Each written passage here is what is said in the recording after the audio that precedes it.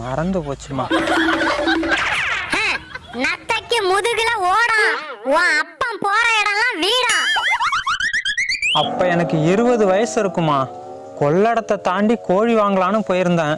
அங்கதான் ஒரு வெடை கோழியை பார்த்தேன். விலை என்னன்னு கேட்டேன். வெக்கப்பட்டுட்டு கோழி வீட்டுக்குள்ள ஓடி போச்சு. வெடை கோழி வெக்கப்படுமா?